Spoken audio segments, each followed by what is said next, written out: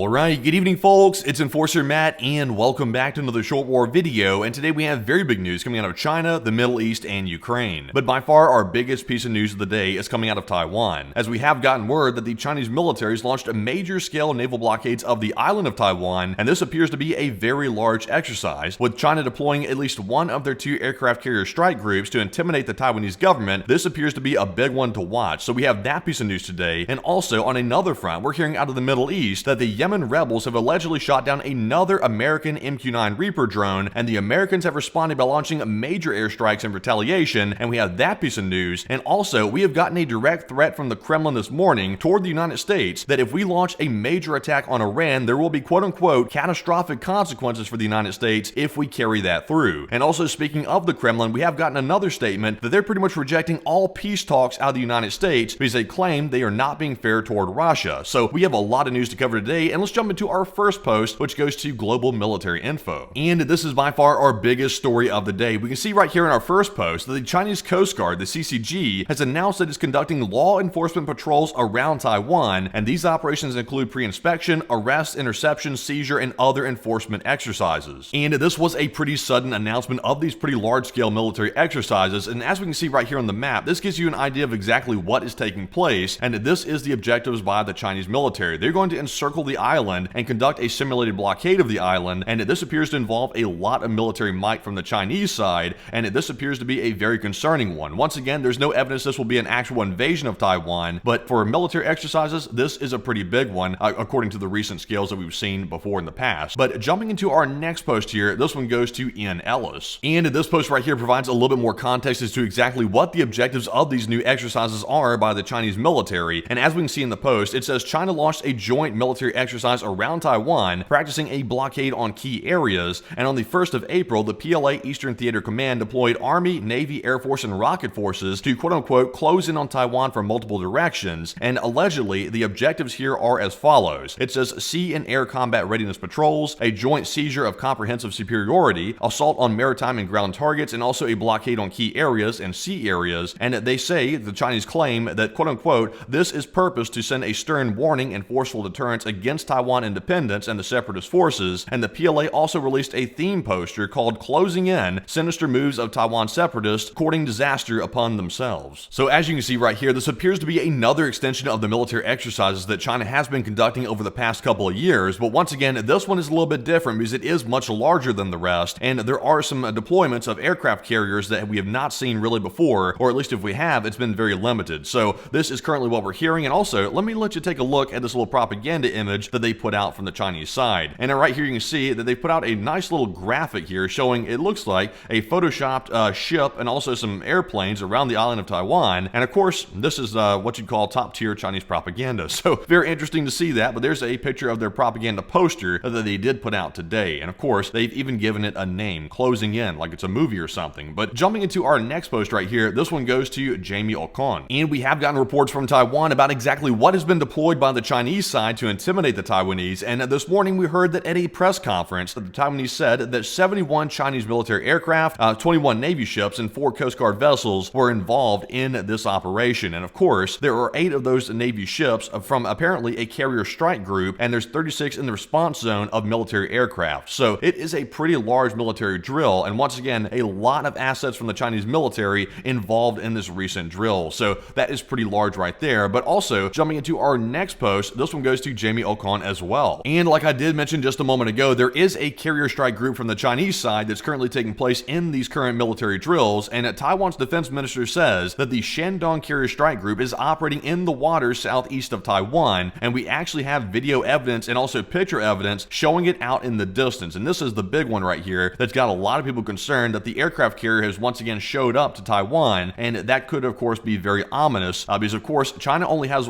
actually 2 aircraft carrier strike groups. They only have 2 of those, so they deployed one of them around Taiwan, so that's a pretty big move. So let's take a look at the videos and also the pictures and see what we have. And as you can see right here, there is a ship up close right here in the front. You can see this one, but out here in the distance, you can actually see there is the Chinese Shandong aircraft carrier right out there behind this first ship, and that is the big deployment that we're seeing right there with visual evidence on camera. So that is a pretty big one right there and indicates the scale of these military exercises is very large by the Chinese. So very interesting to see, and there's more picture and video evidence of it. And also, we do have an up-close photo right there showing you that there are aircraft on the deck of that carrier along with the other ships that are involved in that strike group. So very interesting to see, and also a pretty big escalation by China. But jumping into our next post here, this one goes to Polymarket Intel. And as we can see right here in this post, the Russian Foreign Minister Sergei Lavrov and the Chinese Foreign Minister Wang Yi are currently signing agreements this morning to deepen bilateral cooperation between Russia and China, and the timing couldn't be a little bit more suspicious, of course, because right now, of course, we just saw a major exercise going down near Taiwan, and now they're signing a bilateral cooperation agreement between those two countries, even deepening it even further, according to what they're currently saying right now, according to the officials. So that is a very big move right there, and once again showing how close Russia and China truly are in their no limits partnership. So very disturbing to see that. But jumping into our next post here, this one goes to OSINT Defender. So that is pretty much all the news we have right now about our Chinese situation going on. So of course, when we get more news about that, we will be covering it as we get it. But we are moving on to our Middle Eastern news, because we do have big news out of Yemen today that apparently the Iranian-backed group here in Yemen is claiming to have downed their 17th U.S. Air Force MQ-9 Reaper drone over a part of their country using a surface-to-air missile. And of course, the rebels love to claim they shoot down pretty much everything, but in reality, they're actually lying about most of it. But this one, I believe, was an actual shoot down of another one of these Reaper drones from the United States side, because we did get in our next post here from open source intel footage allegedly showing the downed U.S. MQ-9 Reaper drone inside of Yemen when it crashed on the ground. So let's take a look at the video and see what we can spot from this footage. So as you can see right here in the video, there appears to be something burning in the distance, but of course it's very dark out and you really can't see what's going on. But allegedly, according to the rebels, that is an American MQ-9 Reaper drone that was smashed by a missile and then hit the ground subsequently after. So that is what that is apparently showing right there. And in our next post, we actually get some more evidence that indicates that might actually be the case. And we did hear from Ariel Osaran that the U.S. carried out at least 35 airstrikes against the rebel targets after the Iranian-backed militia shot down an American MQ-9 Reaper drone. And according to the rebel media, 20 airstrikes targeted one of their areas of Yemen, and also another 15 strikes hit east of another city in northwest Yemen. So as far as I can tell, it appears to be that the MQ-9 was indeed shot down, and of course we don't have an up-close picture of the wreckage to confirm that for a fact, but it appears to be most likely that is the case, and it looks like another one has been shot down by those rebel forces as the U.S. is still hammering them inside of Yemen. So very interesting to see. But moving on to our next post here, this one goes to Apex News. And this is a pretty big post right here. Of course, it sounds like this morning from the Kremlin that Russia is warning strikes against Iran's nuclear infrastructure would have catastrophic consequences, and the Deputy Foreign Minister Sergei on the current U.S. threats, he says, quote unquote, "We consider such methods inappropriate and we condemn them, and we consider them a way for the U.S. to impose its own will on the Iranian side." And of course, the U.S. threats that the Russian side is referring to is currently the big mass of B-2 bombers at Diego Garcia right now, and of course, Iran is really getting very scared that those bombers are going to go into their territory and strike their nuclear sites. And of course, that is the overt threat by the United States right now toward the Iranians, and it sounds like Russia is even getting scared about this as well, because it looks like, because of course Iran is Russia's ally, that Iran could get struck and crippled in these upcoming strikes by the United States. So that is something they're watching right now, and it appears to be that Russia is issuing a threat about catastrophic consequences happening if that were to occur. And also, isn't it quite ironic that they're talking about the United States imposing their will on a country when they're literally invading a country in Ukraine and doing the actual situation that they're talking about right there? So that's quite hypocritical, of course. But anyways, jumping into our next post, this one goes to Ariel Osaran once again. And another big development about the potential Iran strikes coming up is we have heard today that Saudi Arabia, Qatar, and Kuwait have secretly told Tehran that they will not allow the United States to use their air bases to strike Iran, and the source also confirmed that the Saudi Arabia and Kuwait governments told the Iranians that this includes supporting operations such as allowing U.S. refueling or recon aircraft to participate in any mission supporting such an attack. attack. And the most likely reason these countries are agreeing to this and agreeing not to let the United States use these air bases is because I'm sure that Iran is threatening them in the background that they will strike those countries if they do participate in these strikes in any way whatsoever. But nonetheless, that is pretty lame to hear that, of course, because Iran is a threat to the entire region, and now these countries are apparently bowing out of the situation and saying they don't want any part of it,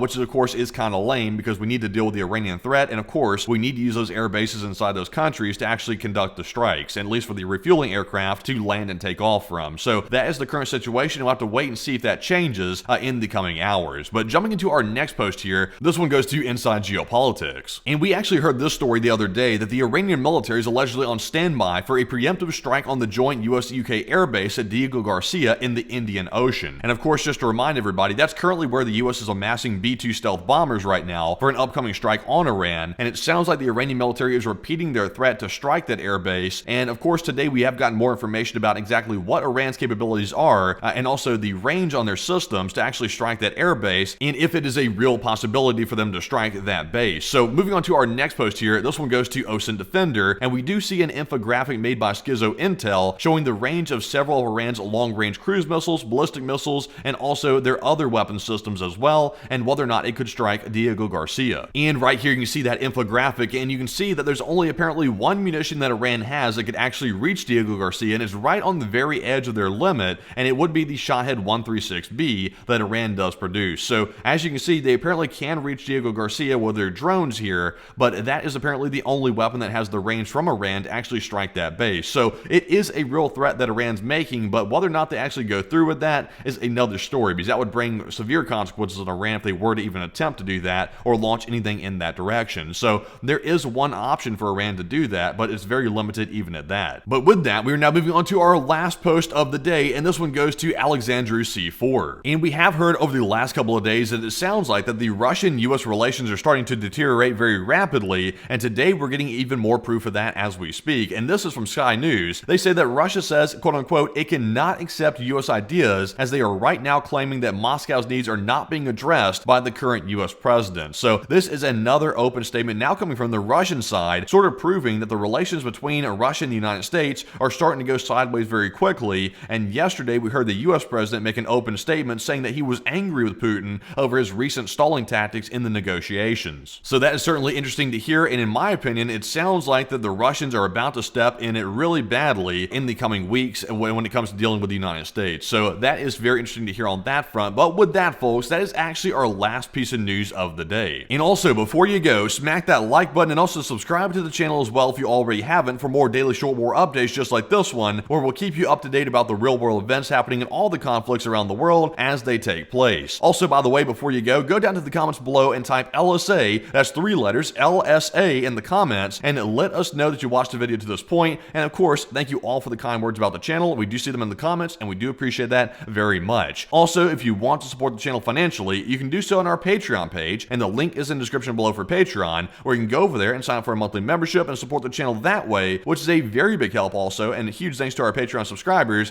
for helping to make the channel possible. So with that, folks, we will be seeing you on Wednesday at 10 p.m. Eastern for our next nightly warning stream when the Enforcer does return, and with that, bye-bye for now.